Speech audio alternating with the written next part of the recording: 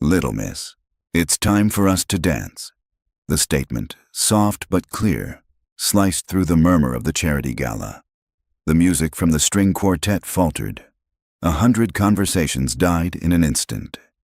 Every eye in the opulent ballroom, belonging to bankers, surgeons, and philanthropists, snapped to the source. There, beside the grand oak doors, stood a janitor in blue overalls on top of a gray t-shirt, his hand outstretched. His invitation was not for the debutantes in their silk gowns or the society wives dripping in diamonds. It was for the little girl sitting silently in a state-of-the-art wheelchair. Grace Ashton, 11 years old, whose legs hadn't moved in the year since the accident. Her face, framed by a cascade of dark hair, was pale, her eyes wide with a mixture of shock and confusion. A gasp rippled through the crowd. A woman whispered, "How cruel." Then, a voice cut through the silence, sharp and cold as ice. "What did you just say to my daughter?" Penelope Ashton, CEO of Ashton Industries, moved from her table with a predatory grace. Her designer gown shimmered, but her eyes held a fire that could melt steel. She stopped directly in front of the janitor, her fury a palpable force. The janitor, who looked weary from a life of hard work, didn't shrink back. He held her gaze, his own eyes filled with a strange, unnerving calm. He looked past the powerful CEO, back to the girl frozen in her chair. "I said," he repeated, his voice gentle but firm, ignoring the collective horror of the room. "It's time for us to dance." The words hung in the air, an act of defiance so audacious it bordered on insanity. For a split second, Penelope was speechless, caught between disbelief and a rage so pure it threatened to consume her. This man, this nobody in a stained uniform, had not only violated the sanctity of her event, but had targeted her daughter, the one part of her life that was fragile, broken, and off-limits to the world. "Security!" Penelope's voice was no longer a sharp command. It was a roar. 2 men in black suits materialized from the edges of the ballroom, their faces grim. "Get this man out of my sight!" Now. The janitor, Brandon Cole, didn't resist. He lowered his hand and gave Grace one last, lingering look. Not of pity, but of something else. Something that looked dangerously like understanding. As the guards gripped his arms, he turned his head and met Penelope's furious glare. He said nothing, but his silence was louder than any apology. It was a challenge. The guards practically lifted him off his feet, marching him toward the service exit. The ballroom erupted in a cacophony of whispers. Penelope's perfectly curated evening had been shattered. Her face was a mask of controlled fury, but inside, a storm was raging. Humiliation was an emotion she hadn't felt in a decade, and she hated it. She turned back to her daughter. Grace was staring at the empty space where the janitor had stood, her small hands clutching the arms of her wheelchair, her knuckles white. Her breathing was shallow, and her eyes, usually vacant with a quiet sorrow, were now wide with an unreadable emotion. "Grace! Honey, are you all right?" Penelope knelt beside the chair, her voice softening, but the steel remained just beneath the surface. Grace didn't answer. She just kept staring, as if the man had left a ghost behind. "Let's go home," Penelope said, her decision final. She gestured to Grace's private nurse, a stern woman named Helen, who immediately began maneuvering the wheelchair toward a side exit, away from the prying eyes of the guests. The drive back to the sprawling Ashton estate was a study in silence. Penelope sat in the back of the Maybach, staring out at the blurred city lights, her jaw clenched. She had already made a mental note to have her head of security not only confirm the janitor's termination, but also ensure he was blacklisted from every major venue in the city. He would never work again. But as the initial wave of rage began to recede, something else crept in. A cold, nagging question. Why? Why would a man risk his livelihood for such a bizarre, cruel stunt? He hadn't seemed drunk or mentally unstable. He had been calm, deliberate. His eyes, they hadn't held malice. They had held an unnerving certainty. It was the look of a man who knew something she didn't. She glanced at Grace in the seat across from her. Her daughter was still lost in her own world, tracing patterns on the leather seat with her fingertip. The accident a year ago had stolen more than her ability to walk. It had stolen her voice, her laughter, her light. Doctors from around the world had offered diagnoses: conversion disorder, post-traumatic paralysis. But no one had offered a cure. They had all looked at Grace with sympathy, with pity. The janitor hadn't. Back at the mansion, Penelope watched as the nurse put a silent Grace to bed. She stood in the doorway of her daughter's cavernous room, a space filled with untouched toys and expensive physical therapy equipment that served only as monuments to their failure.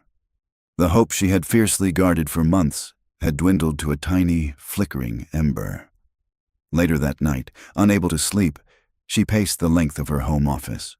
The polished marble floors felt as cold as the knot in her stomach. The incident replayed in her mind, over and over. "Little miss, it's time for us to dance." The sheer, insane confidence of it. The way he had looked right through her, the powerful CEO, and spoken directly to her daughter as if she were the only person in the room who mattered. It was madness. But what if it wasn't? The thought was a traitor, slipping through the fortress of her anger. For a year, she had listened to the best medical minds in the world. She had followed every protocol, funded every experimental treatment. And for a year, nothing had changed. Her daughter remained trapped in silence and stillness. This janitor, in the space of 30 seconds, had elicited a stronger reaction from Grace than any doctor had in months. She had seen it in her daughter's eyes. Not just shock, but a flicker of, what? Recognition, fear, hope. Penelope stopped her pacing and walked to her desk. She pressed the intercom button that connected directly to the head of her personal security team, a man who owed his entire career to her. "Davis," she said, her voice low and steady. "The janitor from the gala tonight. The one who was removed." "He's been dealt with, Ms. Ashton." Davis's voice crackled back. "He won't be a problem." "That's not what I'm calling about," Penelope said, her gaze drifting to a framed photo of a smiling, walking Grace, taken just weeks before the accident. "I want you to find out who he is. I don't mean his name and address. I mean everything. His past, his employment history, where he went to school, who his family is. I want to know where he was born and what he had for breakfast this morning. I want to know why he was there tonight. Find out everything you can about him." There was a brief pause on the other end. "Ms. Ashton, may I ask why?" Penelope's voice was barely a whisper. "Because I need to know if he's a monster or if he's the only person in the world who wasn't afraid to look my daughter in the eye." 2 days passed. For Penelope Ashton, they were the longest 48 hours of her life. She moved through her corporate duties like an automaton, chairing meetings and signing multi-million-dollar contracts with a detached efficiency that unnerved her subordinates. But behind the mask of the unshakable CEO, her mind was a whirlwind, constantly circling back to the janitor's calm, challenging eyes. While Penelope wrestled with her uncertainty, Brandon Cole's life continued in its quiet, predictable rhythm.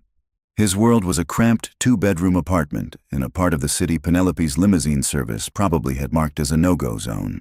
The building smelled of boiled cabbage and old wood, a universe away from the antiseptic, gardenia-scented air of the Ashton estate. On Saturday morning, Brandon sat at a small, wobbly kitchen table, carefully helping his 9-year-old daughter, Ilara, glue a feather onto a shoebox diorama. Ilara was a miniature version of him, with the same thoughtful eyes and a smile that could disarm a battalion. "Do you think Mr. Henderson will like the T-Rex nest, Dad?" she asked, her brow furrowed in concentration as she positioned a plastic dinosaur. "He'll love it," Brandon said, his voice warm and gentle. "You even gave the baby T-Rex a little feather mohawk." "That's extra credit for scientific accuracy right there," Ilara giggled. "You're silly." "Only on weekends," he replied with a wink. His hands, which had pushed a janitorial cart through miles of sterile hallways, were surprisingly nimble. He moved with a quiet purpose, whether he was fixing a leaky faucet or braiding Ilara's hair. There was a stillness about him, a deep well of patience that seemed at odds with the weary lines etched around his eyes. He had built a small, safe world for his daughter, a fortress of love and routine designed to keep the ghosts of his past at bay. He never spoke of his old life, of the woman who had given Ilara her smile, or of the career that had once defined him. To Ilara, he was just Dad, the man who made the best pancakes, told the best bedtime stories, and could fix anything. He had been fired, of course. The call had come the morning after the gala. It was expected. He had crossed a line, and in Penelope Ashton's world, lines were absolute. He hadn't fought it. He just started looking for a new job, another anonymous position where he could blend into the background. But even as he scanned the want ads, his thoughts kept drifting to the girl in the wheelchair. He could still see her eyes, wide and haunted, and the almost imperceptible tremor he had spotted in her calf muscle just before he'd spoken.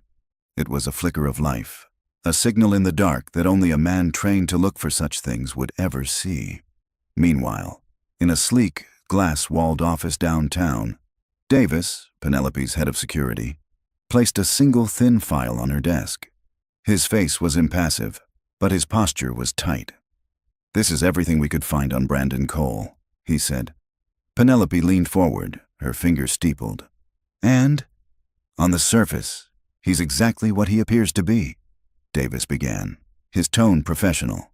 "Single father-daughter is Ilara Cole, age 9. He's worked janitorial and maintenance jobs for the last 5 years. No criminal record, pays his bills on time, lives quietly. By all accounts, a model citizen." Penelope's eyes narrowed. "That's not everything, Davis." I can hear the but in your voice. Davis took a slow breath. "But before these last 5 years, it's like he was a different person." "He doesn't just have a past, Miss Ashton. He has a history that he buried." He slid the file across the polished mahogany desk. Penelope opened it. The first page was a standard background check summary. The second page, however, contained a grainy printout of an article from a medical journal, dated 6 years prior. The headline read, "The Cole Method, Dr. Brandon Cole's Revolutionary Approach to Neurorehabilitation." Beside it was a picture of a younger Brandon, dressed in a doctor's white coat, his expression confident and brilliant. He looked like a man who could command a room, not clean it. Penelope's breath caught in her throat. She read on, her eyes scanning the text with increasing speed. The article detailed his work as a celebrated neurophysiotherapist, a prodigy in the field of functional neurological disorders. He had made a name for himself treating patients with unexplained paralysis, seizures, and motor tics. Patients the rest of the medical community had written off as psychological cases. He was described as a visionary, a miracle worker. She flipped the page. There were more articles, awards, conference invitations. He had been a star, a beacon of hope for people trapped in their own bodies. And then 5 years ago, it all just stopped. "What happened?" Penelope whispered, looking up at Davis. 5 years ago, his wife, a neuroscientist named Dr. Anna Cole, was killed in a multi-car pileup, Davis said quietly. "According to our sources, he was driving the car behind her." He saw the whole thing. 2 weeks later, he resigned from his position at the Institute, sold his house, and vanished from the medical community. He's been working menial jobs ever since Penelope stared at the photograph, at the ghost of the man who had offered to dance with her daughter. It didn't make sense. A man with that kind of talent, that kind of knowledge. Why throw it all away to push a mop? And more importantly, what had he seen in Grace? The file gave her the what, but it didn't give her the why. His incredible past didn't explain his bizarre actions at the gala. In fact, it made them even more baffling. A doctor of his caliber would know better than to subject a traumatized child to that kind of public spectacle. It was reckless, unprofessional, unless it wasn't. The mystery, which had been a nagging question, now became a consuming obsession. She closed the file, the silence in her office pressing in on her.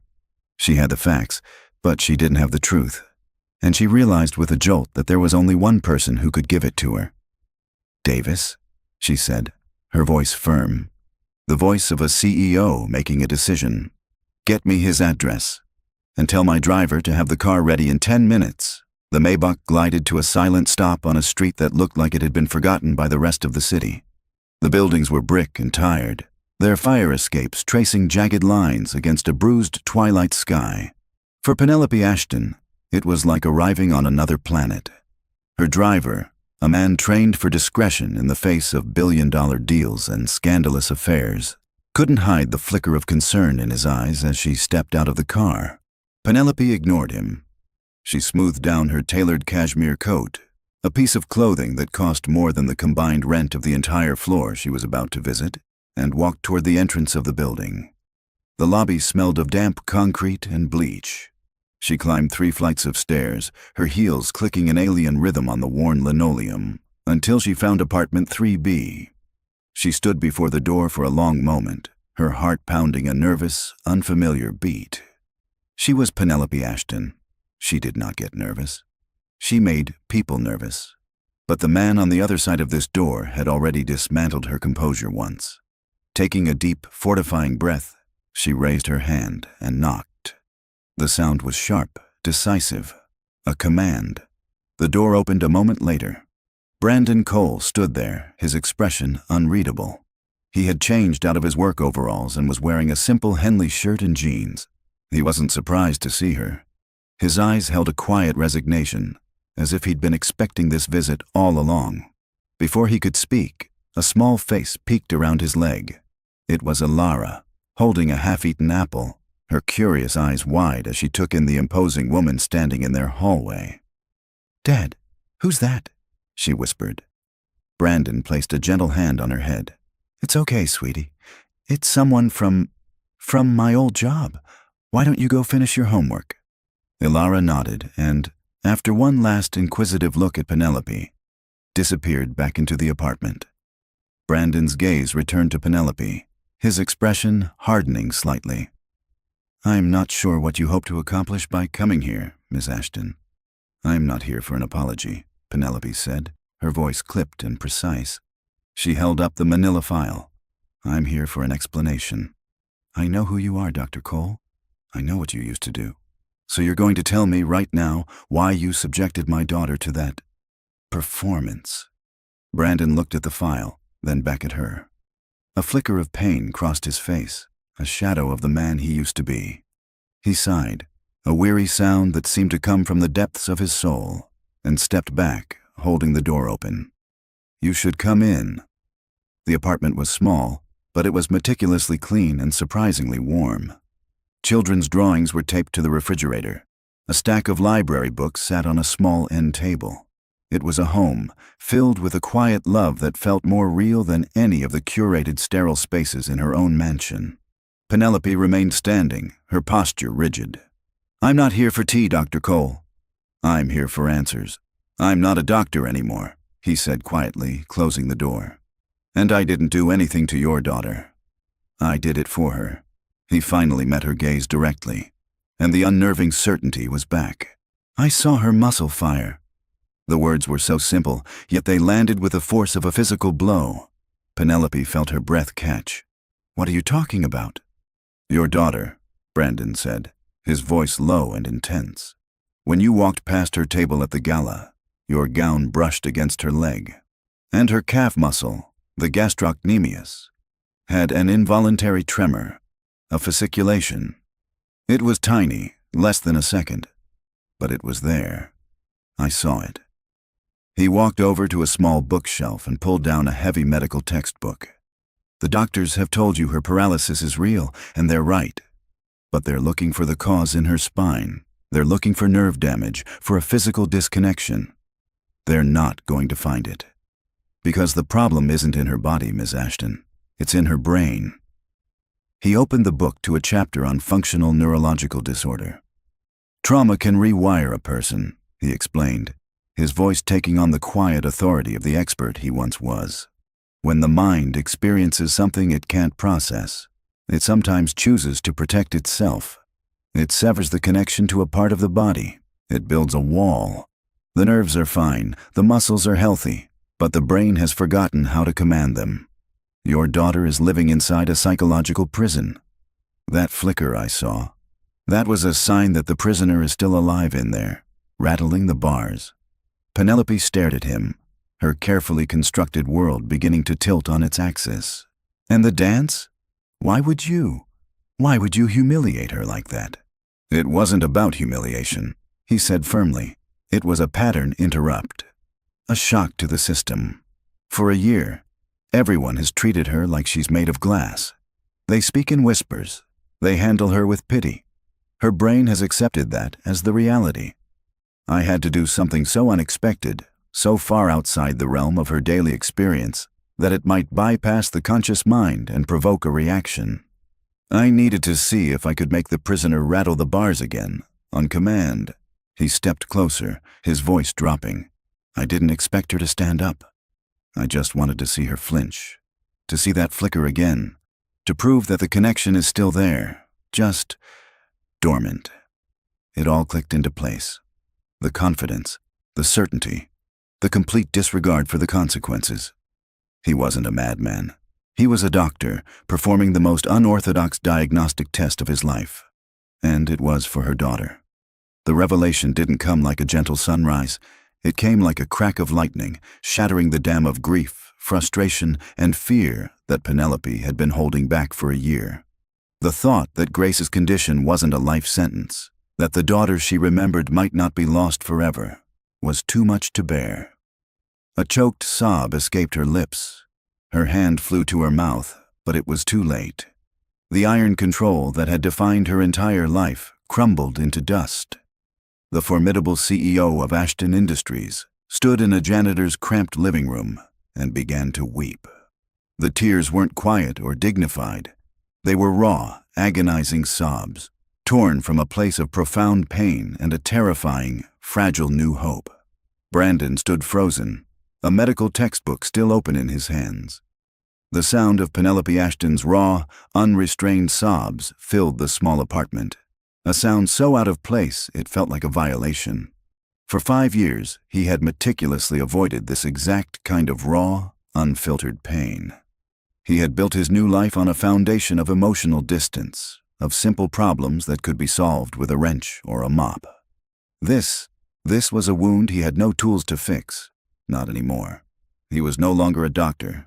He was just a man, completely unequipped to handle the emotional collapse of one of the most powerful women in the world. He awkwardly took a step back, his instinct to comfort clashing with his deep-seated need to flee. The curtain to the hallway rustled, and Ilara peeked out, her eyes wide with concern. She had heard the crying. Her gaze flickered from Penelope's shaking form to her father's face, a silent question in her eyes. Brandon gave her a tiny, reassuring shake of his head, and she obediently disappeared again, but the moment hung in the air. He was a father first. That was his only job now. Finally, Penelope's sobs subsided into ragged, shuddering breaths. She wiped at her eyes with the back of her hand, her movements clumsy, her perfect composure utterly annihilated. She looked up at him, her face blotchy, her mascara smeared, and for the first time, he didn't see a CEO. He saw a terrified mother. "Can you help her?" she asked, her voice a raw whisper, stripped of all its authority. Can you fix her?" The question was a punch to the gut. It was the same question he had been asked 100 times in his old life, the question he had run away from. He closed the textbook with a soft thud and placed it back on the shelf, the gesture a clear and deliberate boundary. "Ms. Ashton," he began, his own voice quiet but firm. "I'm a janitor. The man you're looking for, the doctor in that file, he doesn't exist anymore. He died 5 years ago on the interstate, right alongside his wife." The words were harsh, but he needed her to understand. He couldn't offer a hope he wasn't sure he could deliver on. "I don't believe that," Penelope said, pushing herself to stand, gathering the tattered remnants of her strength. "A man with your knowledge doesn't just forget it. It's a part of you." "Knowledge isn't the issue," Brandon countered, his jaw tight. "I left that world for a reason. I won't go back." "Why?" she pressed, stepping closer. "Because it's painful for you?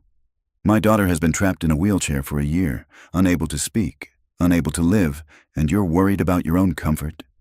The accusation stung, but he didn't flinch. "I am worried about my daughter," he said, his gaze flicking toward the hallway where Ilara was. I am worried about giving you a hope that turns out to be false. I know what that kind of failure does to a family.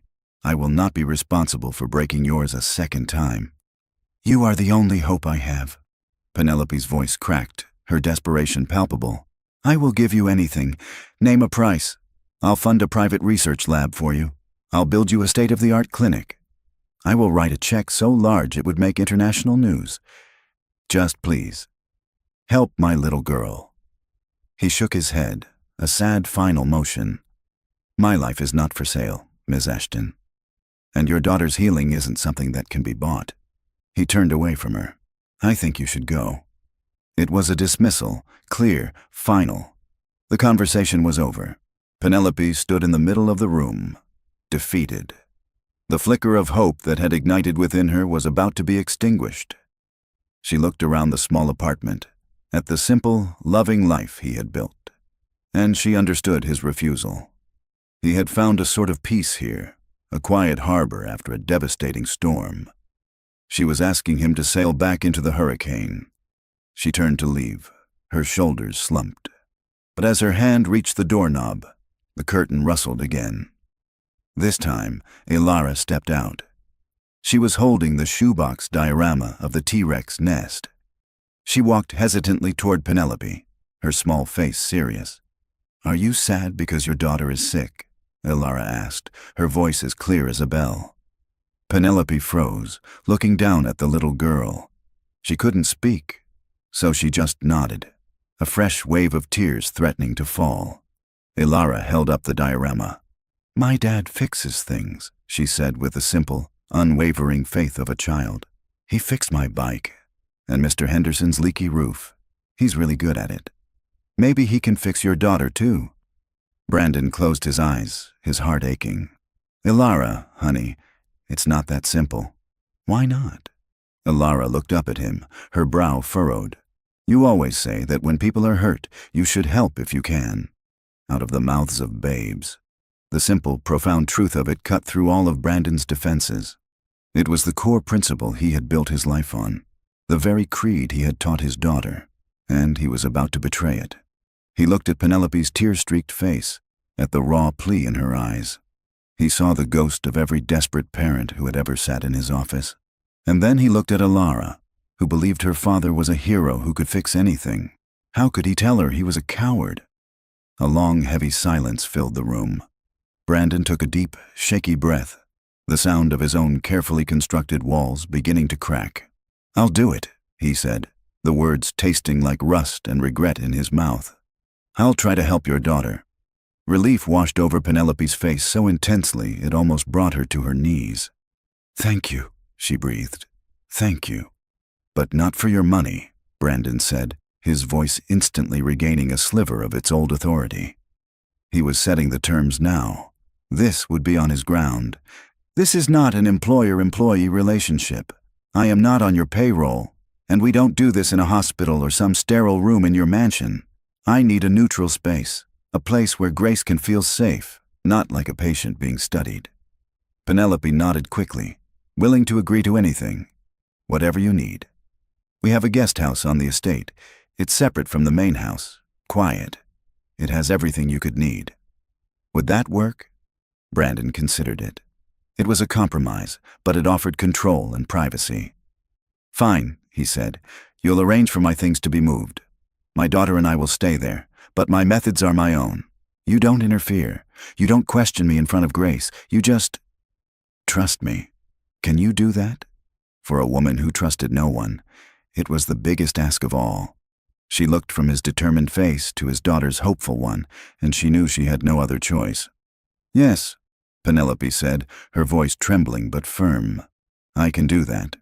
Moving from their cramped apartment to the Ashton guest house felt like stepping through a portal into another dimension. The guest house wasn't a house. It was a modern architectural marvel of glass and stone, nestled discreetly among a grove of ancient oak trees. It had 3 bedrooms, a chef's kitchen with appliances that hummed with silent efficiency, and floor-to-ceiling windows that looked out onto a serene, private garden. Ilara was mesmerized. She ran from room to room, her footsteps silent on the heated marble floors, her face pressed against the glass as she watched a hummingbird hover over a fuchsia bush. "Dad, it's like a spaceship," she declared, her voice filled with awe. Brandon watched her, a tight knot of apprehension in his chest. This world of effortless luxury was a gilded cage, and he worried it would change her, or worse, that she would grow to love it and he would eventually have to tear her away from it. He unpacked their few boxes of belongings, Ilara's well-loved stuffed animals, his worn paperbacks, the framed photo of his late wife, Anna, and tried to carve out a small corner of home in this opulent, impersonal space. The next morning, he met Grace for the first time since the gala. Penelope brought her to the guest house, pushing the high-tech wheelchair along the stone path. Grace was even smaller and more fragile than he remembered. Her dark hair was neatly brushed, her clothes were impeccably clean, but her eyes were vacant, fixed on some distant point beyond the manicured lawns. She didn't acknowledge him. She didn't acknowledge anything. "Grace, sweetie," Penelope began, her voice strained with forced cheerfulness. "This is Mr. Cole, and this is his daughter, Ilara. We're all going to be spending some time together." Grace remained silent, her expression unchanging. Ilara, however, stepped forward, her natural curiosity overriding any shyness. She held out her T-Rex diorama. "Hi," she said. "I'm Ilara. Do you like dinosaurs?" Grace didn't respond. Her gaze didn't even flicker. Penelope's hopeful expression faltered. She doesn't really talk, Ilara. Not for a while now." "Oh," Ilara said, undeterred. She placed the diorama gently on Grace's lap. "That's okay. You can just look at it. The little one has a feather mohawk." For the first time, Grace's eyes shifted, dropping down to the shoebox in her lap. Her brow furrowed in a faint, fleeting expression of something. Curiosity, confusion. It was gone in an instant, but Brandon saw it. It was another flicker, another signal from the prisoner in the tower. "Thank you, Ilara," Brandon said gently. "Why don't you show Grace the garden?" Penelope looked at him, her eyes wide with panic. "Alone? I don't think—" "Trust me," Brandon said, his voice low and firm, reminding her of the terms. Reluctantly, Penelope let go of the wheelchair. Ilara, taking this as her cue, began pushing Grace along the path, chattering away about the different types of flowers and how one of them looked like a grumpy old man. Brandon and Penelope watched them go, two worlds colliding in the form of their daughters. "What's your plan?" Penelope asked, her arms crossed, her anxiety radiating off her in waves. "What's the first step?" "The first step is for her to not see me as a doctor," Brandon replied, never taking his eyes off the girls. "Or you as a worried mother. And Ilara as a visitor. The first step is for this to feel normal. Routine. She needs to lower her defenses. Her brain built a fortress to protect her from a threat. We can't storm the walls. We have to convince the guard to open the gate willingly." For the next week, that's exactly what they did. Brandon established a gentle routine. In the mornings, he and Ilara would have breakfast in the guest house. Then, Ilara would go and get Grace. They would spend time in the garden or in the sun-drenched living room of the guest house. Ilara would read to her, draw pictures, or just sit beside her in comfortable silence. Brandon never initiated therapy. He simply existed in the space, a calm, non-threatening presence. He'd work on fixing a squeaky hinge on a door or read a book in a nearby armchair. He was just Brandon, Ilara's dad. Penelope struggled.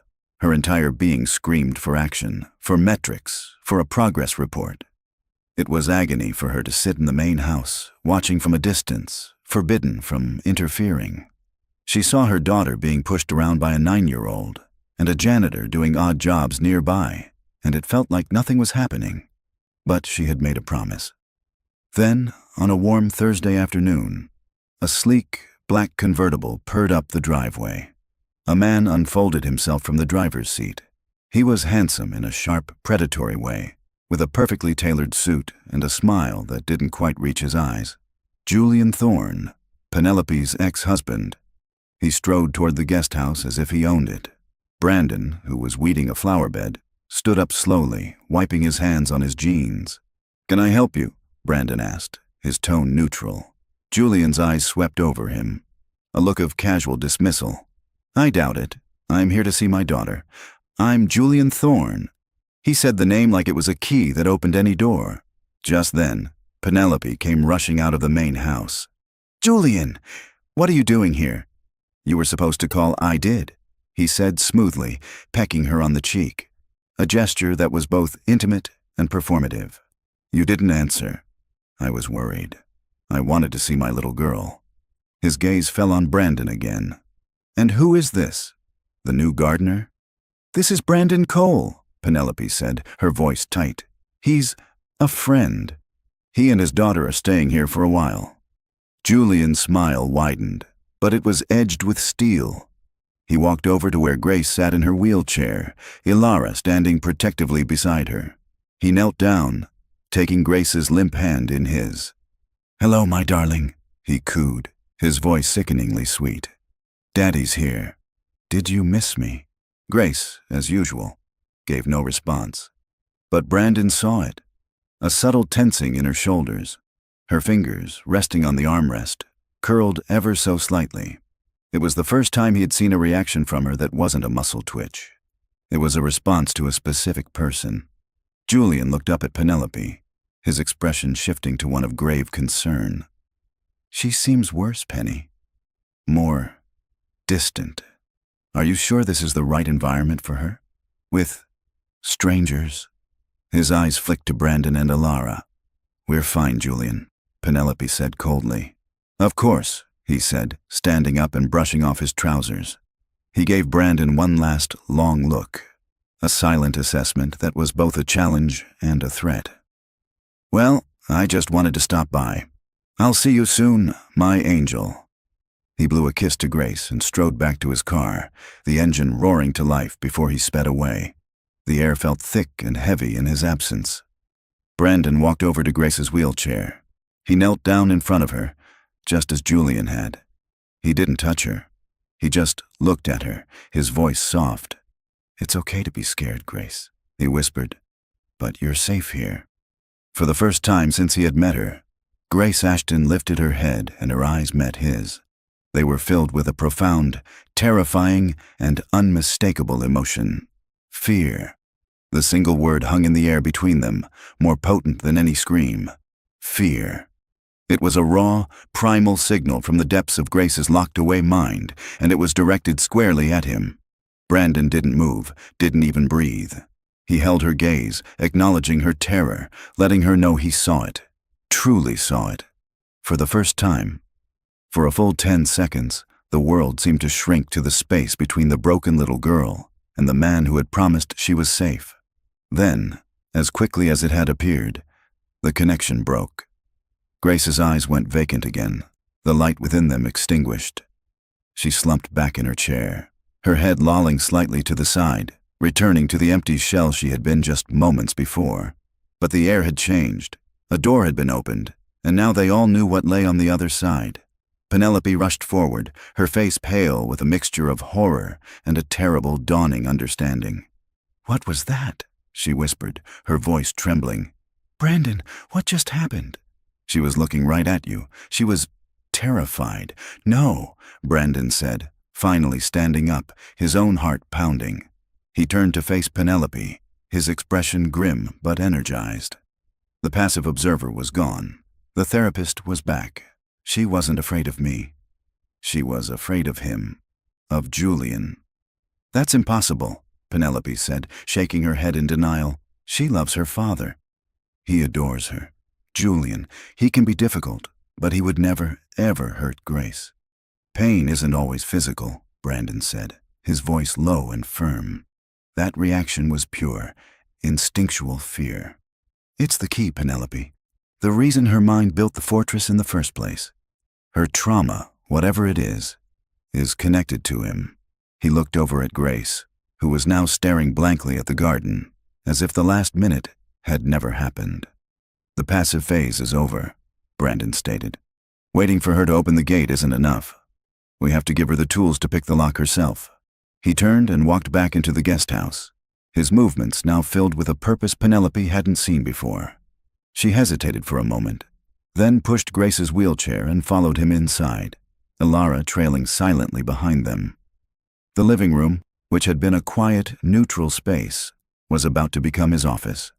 He cleared the sleek glass coffee table, pushing aside a stack of art books. "What are you going to do?" Penelope asked, her voice laced with apprehension. "Her brain has shut down the pathways for speech and motor control because the memory is too dangerous to let out that way," Brandon explained, his focus absolute.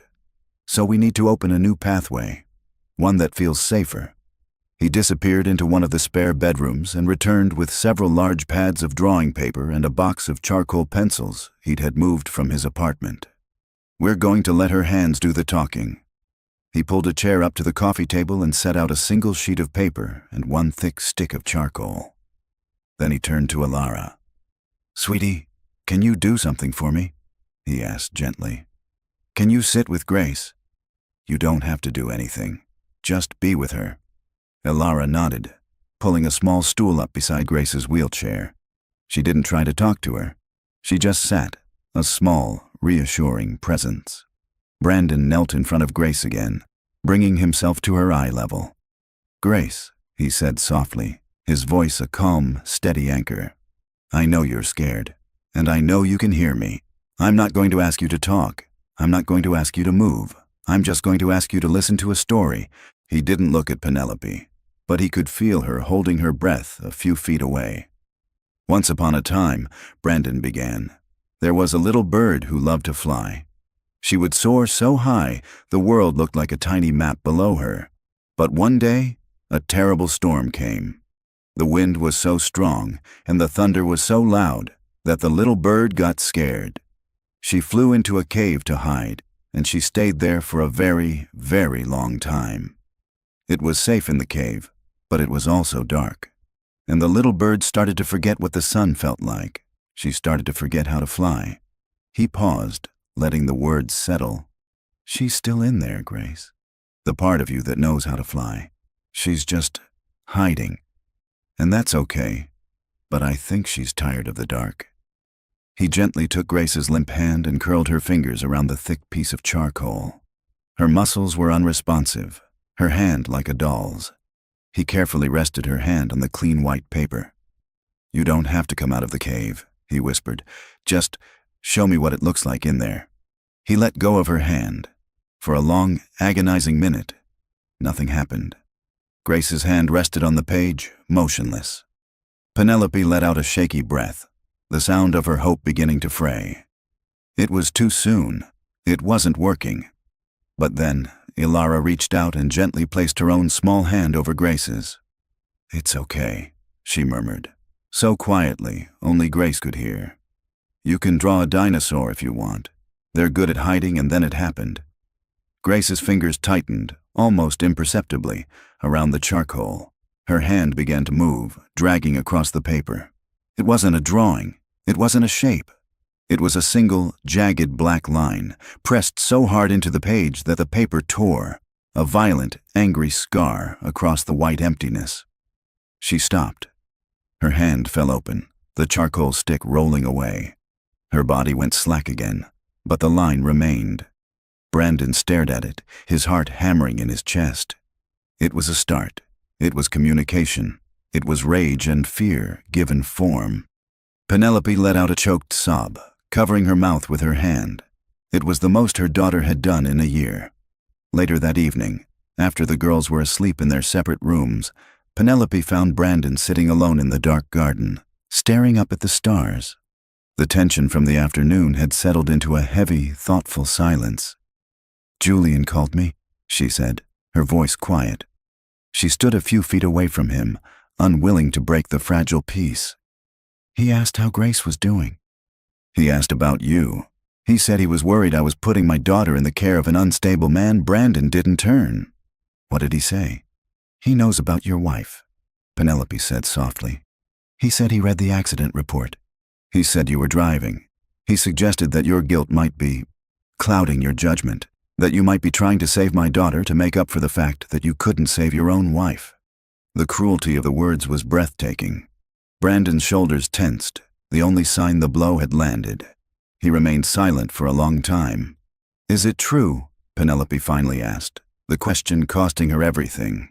Brandon finally turned to look at her, his face a mask of old, deep-seated pain in the moonlight. "Yes," he said, his voice gravelly. "It's true. I was driving." He looked away again. "But that's not why he's trying to get rid of me. He's not worried about my past. He's worried about what Grace is going to draw next." Penelope stared at him, the cool night air suddenly feeling thin and sharp in her lungs. The words hung between them, heavy with insinuation. "He's worried about what Grace is going to draw next." It was an accusation so monstrous, so contrary to everything she knew about Julian, that her mind recoiled. "What are you suggesting?" she asked, her voice barely a whisper. "That Julian is afraid of a child's drawings? That's absurd. Is it?" Brandon's gaze was unflinching. "A year of the best medical care in the world, and no one finds a single physical reason for her condition. Then, the moment we open a nonverbal pathway for her to communicate, her father shows up and does everything in his power to discredit me and shut this down. He's not attacking my methods, Penelope. He's attacking the possibility that they might work." He stood up and began to pace the small stone patio, his earlier weariness replaced by a sharp, analytical energy. Functional neurological disorder is a prison, but it's a prison the mind builds for a reason. It's a coping mechanism. The brain decides that the memory of the trauma is so catastrophic, so existentially threatening, that it's safer to shut down the body than to relive it. Grace isn't paralyzed because her legs don't work. She's paralyzed because her mind won't let them. He stopped and faced her. "Whatever she's hiding in that cave isn't just a storm. It's a monster. And I think your ex-husband knows exactly what that monster looks like." Penelope sank onto a stone bench, her head spinning. Julian was selfish, manipulative, and had been a terrible husband. But he was Grace's father. She had seen him read bedtime stories, build sandcastles, push her on the swings. The image of him as a monster, as a man who would intentionally harm his own daughter or be afraid of her healing, was a reality she couldn't reconcile. "After the accident," she said, thinking aloud, "he was devastated. He was the one who held my hand in the hospital. He was the one who cried when the doctors told us she might never walk again." "Was he?" Brandon asked quietly. "Or was he playing a part? You told me he was a master of public perception. Is it possible he was just managing the narrative, even then?" The question was a seed of doubt planted in the fertile ground of her own long-suppressed misgivings about the man she had once loved. She didn't have an answer. She wrapped her arms around herself, a sudden chill cutting through her expensive cashmere sweater. The next few days were a tense, fragile dance. The drawing sessions continued, but Grace was more withdrawn than ever. Julian's visit had been a stone thrown into a still pond, and the ripples of fear had sent her retreating deeper into her silence.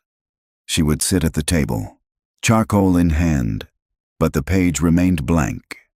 Brandon didn't push. He sat with her, sometimes telling his story about the little bird, sometimes just being a quiet, steady presence. Ilara would sit nearby, building elaborate castles out of blocks, her cheerful chatter a stark contrast to the heavy silence. Penelope watched, her heart a tangled knot of hope and dread. Every blank page felt like a victory for Julian. The attack came on a Tuesday morning. Penelope was in a board meeting at Ashton Industries, a high-stakes negotiation with a Japanese tech firm, when her phone buzzed with an urgent summons from her personal lawyer. She excused herself, a cold premonition washing over her. "What is it, Robert?" she asked, stepping into her private office. "It's Julian," her lawyer said, his voice grave. "He's filed a motion for an emergency custody hearing. He's petitioning the court to have Grace removed from your care." The floor seemed to drop out from under her. "On what grounds?" "That's insane. He's claiming you've fallen under the influence of an unlicensed and unstable individual," Robert explained, and she could hear the rustle of papers. "He's citing a Dr. Brandon Cole, claiming his unorthodox methods are causing Grace further psychological distress. He's attached the police report from your wife's accident, Penelope. He's painting a picture of a man consumed by guilt, using your daughter as a dangerous experiment to assuage his own demons. He is requesting a court-appointed psychiatrist to evaluate Grace and a restraining order against Brandon. It was a brilliant, vicious checkmate. Julian wasn't just trying to remove Brandon. He was trying to use Brandon to prove Penelope was an unfit mother, the very clause that would give him control of Grace's trust fund. Her mind raced. Robert was already advising her to cut ties, to issue a public statement, to distance herself from Brandon immediately. It was the logical, strategic move. The safe move. It was the move the old Penelope Ashton would have made without a second thought. But as she stood there, looking out over the city she had conquered, all she could see was the single, jagged black line Grace had drawn on that piece of paper. It was the only real communication she'd had from her daughter in a year, and Brandon was the one who had made it possible. "Robert," she said, her voice like ice, "cancel my afternoon. And file a counter-motion. We're not just fighting this, we're going to bury him." She hung up before he could argue. When she arrived back at the guest house, her heels clicking in angry rhythm on the stone path, she found Brandon and the girls in the living room. Another blank piece of paper sat on the table. Brandon looked up as she entered, saw the storm in her eyes, and knew something was wrong. "What happened?" "Julian filed a motion," she said, her voice tight with fury. "He's trying to take Grace away. He's trying to get a restraining order against you." Brandon's face went pale. This was it. The nightmare he had run from, the public dissection of his worst failure, was about to happen all over again. "You should listen to your lawyers, Penelope," he said, his voice heavy with resignation. "You should fire me. It's the only way to protect yourself and Grace." "No," she said, walking to the table and standing behind her daughter's wheelchair. She placed her hands on Grace's shoulders, a gesture that was both protective and defiant. "I'm not running from this. And neither are you. He thinks he can scare us. He thinks he can break us apart. We are going to prove him wrong." Brandon looked at her, truly looked at her. He saw past the CEO, past the wall of ice, and saw the ferocity of a mother fighting for her child. He saw a woman who was choosing to stand by him, a disgraced janitor, against the world. In that moment, something shifted between them. It wasn't love, not yet. It was something rarer. It was trust. He nodded slowly. "All right." He turned back to Grace, his resolve hardened. "All right, Grace. The world is getting loud again, so we need to be louder." He took a fresh sheet of paper and placed it in front of her. He put the charcoal in her hand, but this time he also took out a small, smooth gray stone from his pocket, one he'd picked up from the garden path. He placed it on the table. "This is your cave," he said softly. "It's safe, but the walls are starting to crack. The light is getting in. You don't have to fly out. Just show me one of the cracks." Ilara, sensing the shift in energy, came over. She picked up the stone and placed it gently in Grace's other hand, closing her small fingers around it. "You can hold this," she whispered. "It makes you strong."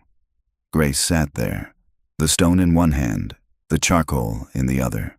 Her eyes were fixed on the blank page. The room was silent, filled with a fragile, collective hope. Then her hand moved. Slowly, shakily, it dragged the charcoal across the page. It wasn't a violent, angry line this time. It was deliberate. It was a shape, a circle, and inside the circle, another, smaller circle, and radiating out from it, a series of crooked, spidery lines. It was a steering wheel, broken, twisted, a memory, fragmented but undeniable, finally breaking through the darkness. The broken steering wheel lay on the page like a piece of wreckage salvaged from the depths. It was more than a drawing. It was a testament, a crack in the wall of silence. Penelope stared at it, her breath catching in her throat. She could almost feel the cold, twisted metal, almost hear the echo of the crash.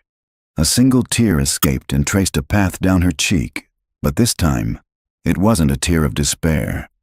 It was a tear of fierce, defiant hope. Brandon remained kneeling, his eyes locked on the charcoal image. He didn't celebrate. He didn't praise. He knew this was the most delicate moment yet.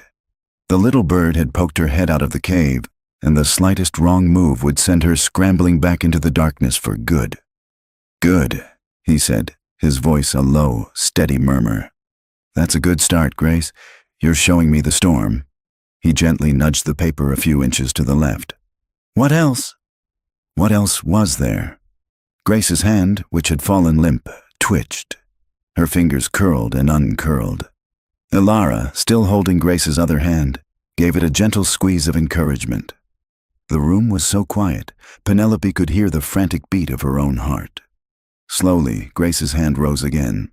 Her movements were robotic, her eyes still distant, as if another part of her was in control. She brought the charcoal to a different part of the page and began to draw again. This time, the lines were straighter, more frantic. She drew a rectangle, and then a spiderweb of cracks spreading across it from a single point of impact. A shattered windshield. Penelope let out an involuntary gasp. She remembered that image with horrifying clarity from the moment she regained consciousness in the car. The world outside fractured into 1,000 pieces. Grace wasn't done. Her hand moved below the windshield, sketching a smaller, simpler shape. Another rectangle, with a small circle on it. Penelope frowned, confused. "What is that?" she whispered. Brandon's eyes narrowed. He recognized the shape instantly. It was the universal symbol of a modern trauma, the last thing so many people see. "It's a phone," he said, his voice grim. "She's drawing a phone." As if the act of drawing it had finally exhausted her, Grace's hand dropped. Her whole body seemed to deflate, and she slumped in her chair, her breathing shallow. Ilara looked up at her father, her eyes wide with concern. "Is she okay?" "She's okay, sweetie," Brandon reassured her, placing a hand on Grace's shoulder. "She's just tired. She did a lot of hard work today." He looked at Penelope. "The hearing is in 3 days. This isn't enough." Penelope's newfound hope faltered. "What do you mean?" "This is everything." "She's communicating, Brandon. She's showing us what happened. She's showing us the setting, not the story," he countered, his tone urgent. "A broken steering wheel and a cracked windshield are consistent with any car accident. Julian's lawyers will tear this apart. They'll say it proves nothing. We need the monster, Penelope. We need her to draw what she's so afraid of." Before she could reply, his phone, lying on a side table, buzzed. It was a text from an unknown number. He picked it up, his brow furrowing as he read. "I know what you're doing. You think you can save her? You couldn't even save your own wife. Stay away from my family." Brandon's blood ran cold. It was Julian. He had gotten his number. It was a direct threat, a calculated, cruel strike at his deepest wound. He quickly deleted the message, his hand trembling slightly. He couldn't let Penelope see it. He couldn't let her see how much it had shaken him.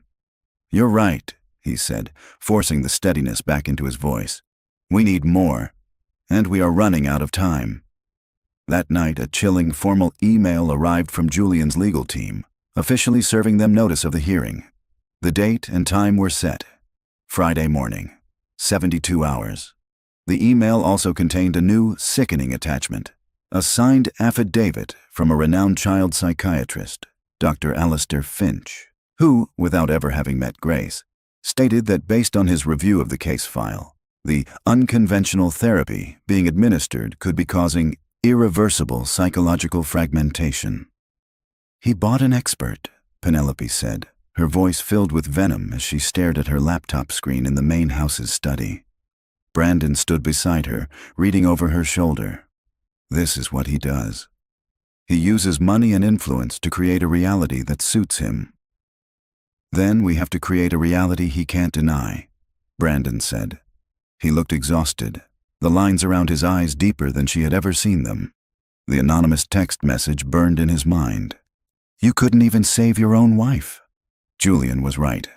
How could he possibly save this child when he was still so broken himself?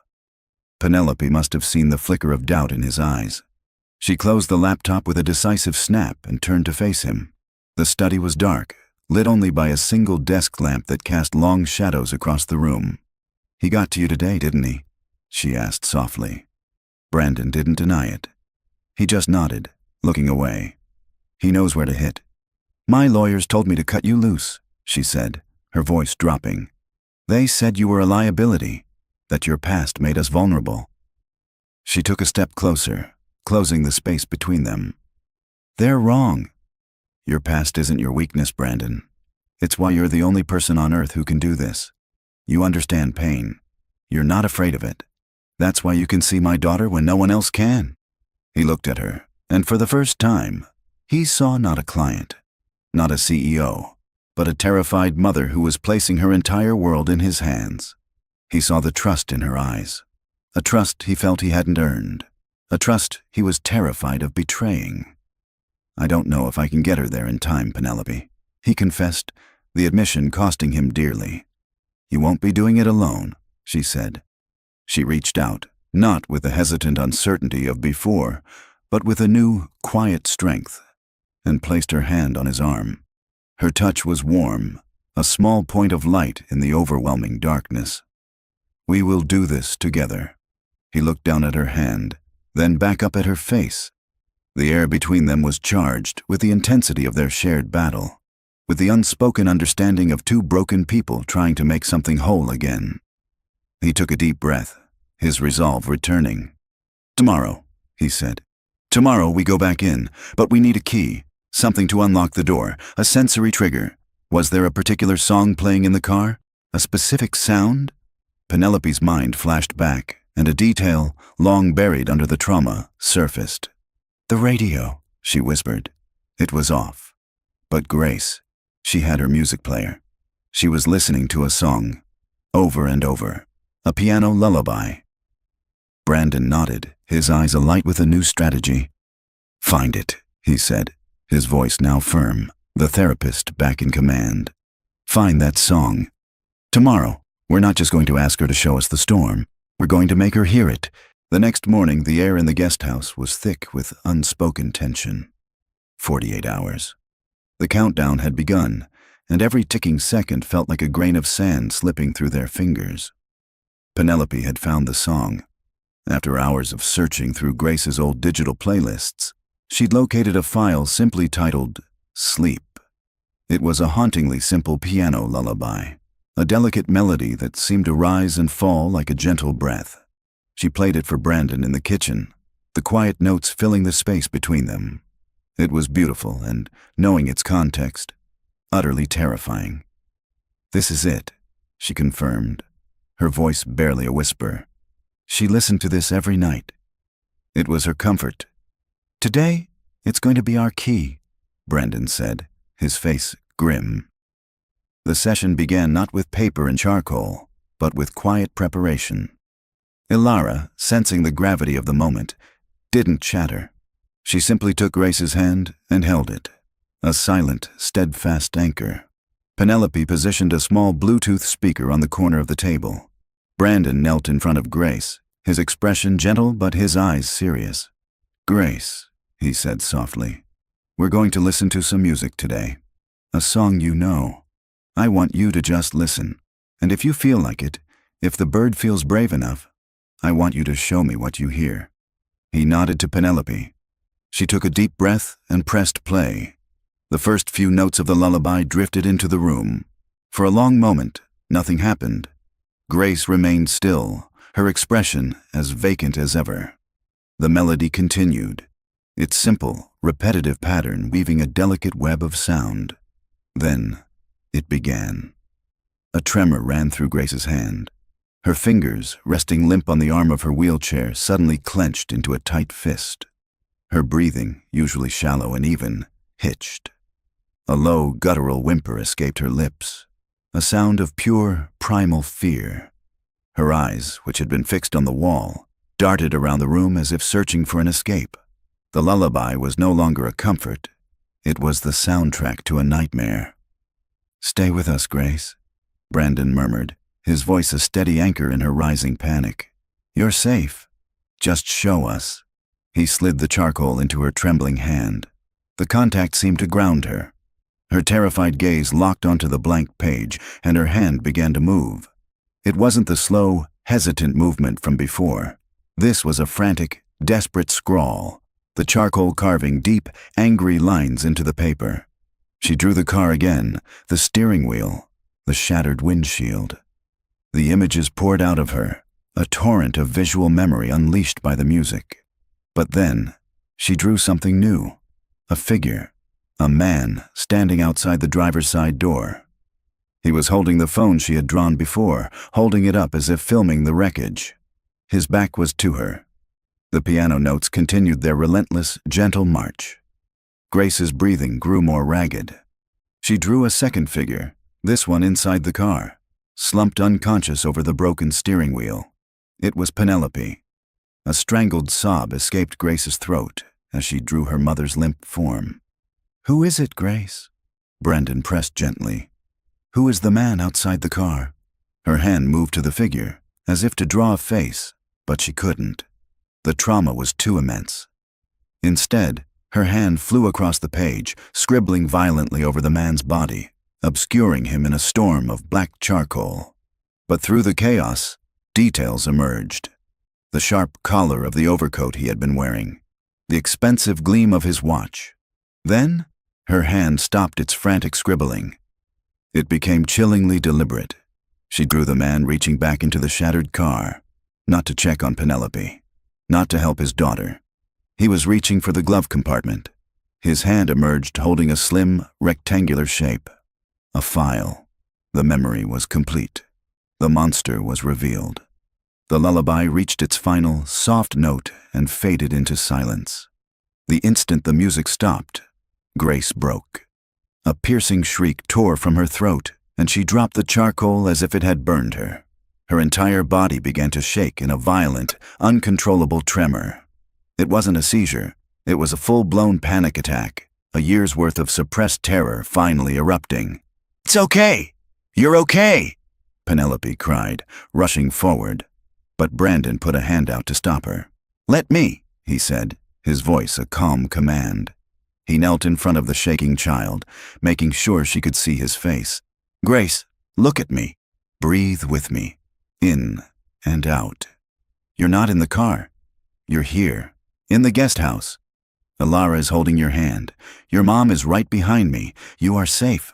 He continued to talk her down, his voice a steady, rhythmic presence, guiding her out of the storm. Penelope knelt beside him, tears streaming down her face as she held her daughter's flailing hand, murmuring, "I'm here, baby, I'm here. You're so brave." Slowly, painstakingly, the tremors subsided. Grace's frantic gasps softened into exhausted sobs. Her eyes, which had been wide with horror, fluttered closed. She was asleep, her body finally surrendering to the utter exhaustion of reliving its darkest moment. Ilara, who had been silent and strong throughout the ordeal, finally let out a small, shaky breath. "Is she going to be okay now, Daddy?" Brandon gently brushed the hair from Grace's damp forehead. "Yes, sweetie," he said, his voice thick with emotion. "I think she is." After they had carefully moved Grace to the sofa, covering her with a soft blanket, Brandon and Penelope stood over the table, staring at the final drawing. It was a chaotic, terrifying masterpiece of a child's trauma, but it was also a story, a coherent, horrifying narrative. The car, the unconscious mother, and the father, Julian, ignoring his family to film the scene and steal a file from the glove compartment. "My God," Penelope whispered, her hand covering her mouth. "The merger." There was a hostile takeover bid. The files Julian needed to prove insider trading were in that glove compartment. I was taking them to my lawyer. She looked at Brandon, her eyes wide with a sickening realization. He didn't cause the crash, but he saw it as an opportunity. He left us there. He thought I was dead, and he took the file to save himself. This was the memory. This was the act of betrayal so profound, it had severed the connection between Grace's mind and her body. They had it. The truth. The monster. Captured in charcoal. Brandon looked from the drawing to Penelope's pale, determined face. "We have it," he said, his voice low. "But the hearing is in 2 days. Is a drawing, a story told by a traumatized child, going to be enough to stop him?" The judge's chambers felt small and suffocating, the polished mahogany walls seeming to absorb all the air in the room. It was the morning of the hearing, the final hour. 24 hours. Penelope sat beside her lawyer, Robert, her hands clasped so tightly in her lap, her knuckles were white. Across the table, Julian sat looking the part of the aggrieved, concerned father, his expression a perfect mask of sorrowful duty. His lawyer, a shark in a tailored suit, had already presented Dr. Finch's damning affidavit. Brandon was not allowed in the chambers. As the subject of the restraining order, he waited in the sterile hallway, his heart pounding a frantic rhythm against his ribs. Ilara sat beside him, her small hand tucked into his, a silent, comforting presence. "Mr. Thorne," the judge, a stern-faced woman named Judge Miller, began. "Your motion is extraordinary. You claim that Miss Ashton's choice of caregiver for her daughter is not only negligent, but actively harmful." "Your Honor," Julian said, his voice smooth and laced with pain, "this is the last thing I ever wanted. But I cannot stand by and watch my daughter, who has already suffered so much, be subjected to the dangerous fantasies of a disgraced man. Penelope is not well. She's clinging to false hope, and this man, this janitor, is exploiting her grief. He publicly humiliated my daughter at a gala, and now he is filling her head with these dark, twisted ideas." He sounded utterly convincing. Robert, Penelope's lawyer, shifted nervously. He had Grace's drawings in his briefcase, but he knew how they would look to a skeptical judge, the frantic scribbles of a traumatized child. "Miss Ashton," Judge Miller said, turning to her. "Your response?" Penelope took a breath, her voice clear and steady, devoid of the emotion Julian was performing so expertly. "Your Honor, for 1 year, my daughter has been trapped in silence. For 1 year, the finest doctors in the country have told me there is nothing physically wrong with her. Yet she could not move. In the last 2 weeks, Brandon Cole has given my daughter something no one else could, a voice. It is not his fault that the story she has to tell is one her father does not want anyone to hear." Robert placed the final drawing on the table. The broken car, the unconscious mother, the shadowy figure of Julian stealing a file. Julian's lawyer laughed, a short, derisive sound. "Your Honor, are we seriously accepting a child's nightmare doodles as evidence?" "This is precisely the psychological fragmentation Dr. Finch warned about." The judge stared at the drawing, her expression unreadable. The moment stretched, thin and fragile. The weight of the entire case seemed to rest on that single piece of paper. Penelope felt a surge of despair. It wasn't enough. Brandon had been right. Then she remembered. The phone. The detail Brandon had seen. She leaned over and whispered urgently in Robert's ear. His eyes widened slightly and he nodded. "Mr. Thorne," Robert said, his voice suddenly sharp, "could you please describe for the court your actions in the moments immediately following the car accident?" Julian didn't miss a beat.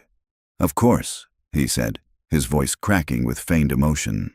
"It was chaos. I checked on Penelope, then I immediately tried to comfort Grace. I called 911. My only thought was of my family." "You called 911 from your cell phone?" Robert pressed. "Yes." Immediately, Robert opened his briefcase and produced a new document, placing it on the table with a firm thud. "These are your cell phone records from that day, Mr. Thorne. Subpoenaed this morning. They show a significant data upload, consistent with a video file, at 11:14 a.m., the moment of the crash. They also show a call made at 11:16 a.m., not to 911, but to your financial advisor. There is no record of a call to emergency services at all." Julian's mask of grief faltered. A flicker of panic crossed his eyes. That's not right. The records must be wrong." At that exact moment, a soft knock came at the chamber door. A bailiff entered and whispered something to the judge. Judge Miller's eyebrows shot up. "Let them in," she commanded. The heavy door swung open, and there stood Grace. She was on her feet. Her legs trembled violently, but she was standing. Her left hand gripped a metal walker, her right hand held tightly by Ilara. She was pale and looked fragile as glass, but her eyes were blazing with a fire that had been extinguished for a year. The room fell into a stunned, absolute silence. Penelope's hands flew to her mouth, a sob of pure, unadulterated joy catching in her throat. Julian stared, his face a mask of disbelief and horror. The monster had escaped the cave. Grace took a slow, shuffling step into the room, then another. She stopped in the center of the floor, her gaze locking onto her father. And then she spoke. Her voice was a hoarse, rusty whisper, the sound of a key turning in a lock that hadn't been used in a year. But it was clear. "You left us," she said. Julian recoiled as if struck. "The papers," Grace whispered, her voice gaining a sliver of strength. She lifted a trembling hand and pointed at him. "You took the papers, and you ran." It was over. The lie, the performance, the entire vicious charade, shattered by the two things Julian Thorne never counted on: the resilience of his daughter and the quiet observation of a janitor. 6 months later, the world was a different color. The gray pall of fear and uncertainty had been replaced by the bright, vibrant hues of a new beginning. Julian was gone, entangled in a web of legal battles that would consume the rest of his life.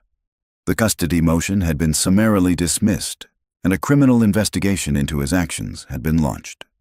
Grace was not just walking, she was dancing. Every afternoon, the guest house, now Brandon and Alara's permanent home, filled with music. She was still in therapy, but now it was about finding joy in movement, not just function. The silence had been replaced by laughter, her own and Alara's, which had become the constant, happy soundtrack of the estate.